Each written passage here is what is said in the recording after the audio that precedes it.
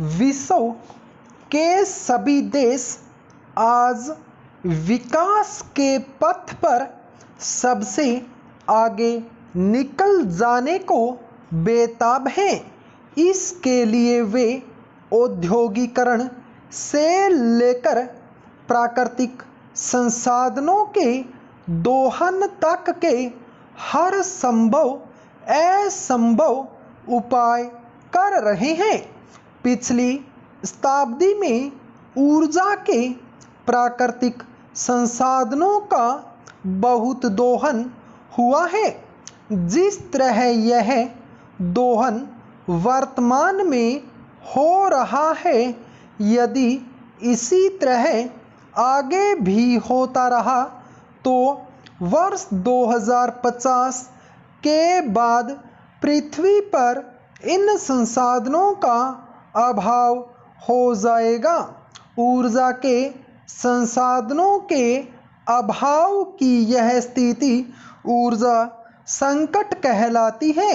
ऊर्जा संकट को ठीक से समझने के लिए हमें सबसे पहले यह जानना होगा कि ऊर्जा क्या है।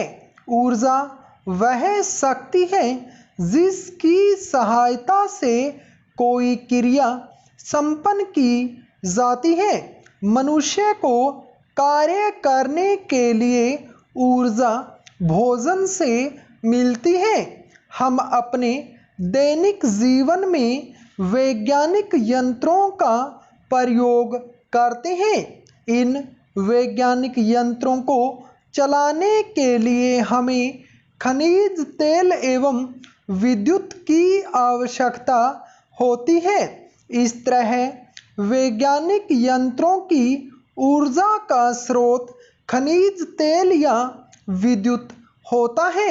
जिन संसाधनों से हमें ऊर्जा प्राप्त होती है उन्हें हम ऊर्जा के स्रोत कहते हैं। कोयला, खनिज तेल, प्राकृतिक गैस, सूर्य, पवन, जल इत्यादि ऊर्जा के विभिन्न स्रोत हैं। कोयला, खनिज तेल, प्राकृतिक गैस इत्यादि का प्रयोग सदियों से हो रहा है। इन्हें ऊर्जा के परंपरागत स्रोत कहा जाता है। ऊर्जा के ये परंपरागत स्रोत सीमित हैं।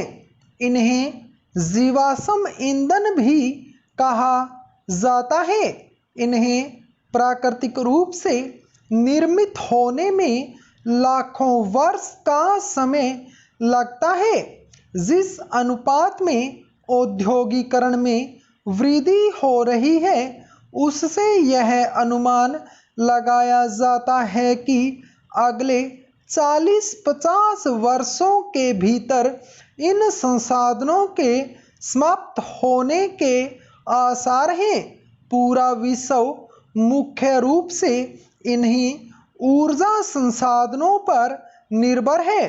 कोई भी देश अपने आर्थिक विकास को मंद करने की कीमत पर ऊर्जा संरक्षण नहीं करना चाहता। इसलिए भी दिनों दिन ऊर्जा संकट की स्थिति गंभीर होती जा रही है। वर्तमान ऊर्जा संकट के समाधान के लिए इसके गैर परंपरागत स्रोतों का विकास करना आवश्यक हो गया है। सूर्य, पवन, बायोगैस, भूताप इत्यादि ऊर्जा के परंपरागत स्रोत हैं। आज दुनिया के कई विकसित देशों द्वारा सौर ऊर्जा के प्रयोगों पर काफी जोर दिया जा रहा है। भारत में भी इस क्षेत्र में प्रयोग किए जा रहे हैं, किंतु केवल गैर परंपरागत स्रोतों के विकास से ही ऊर्जा संकट का समाधान संभव नहीं है। हमें पारंपरिक ऊर्जा संसाधनों का भी संरक्षण करना होगा। सभी प्राकृतिक संसाधन पृथ्वी पर सीमित मात्रा में है।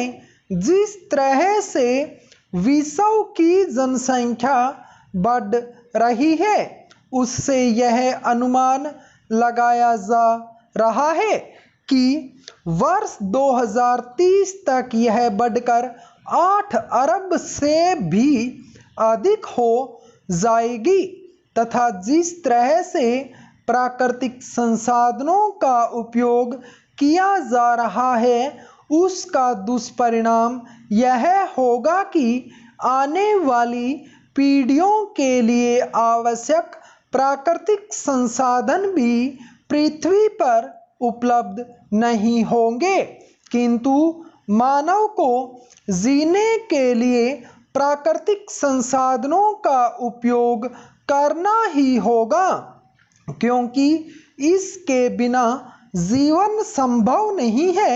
इसलिए अर्थशास्त्रियों, पर्यावरणविदों एवं वैज्ञानिकों ने इस समस्या का हल यह बताया कि हमें अपने विकास के लिए उपलब्ध प्राकृतिक संसाधनों का उपयोग करते समय इस बात का भी ध्यान रखना चाहिए कि आने वाली पीढ़ियों के लिए ये बचे रहें।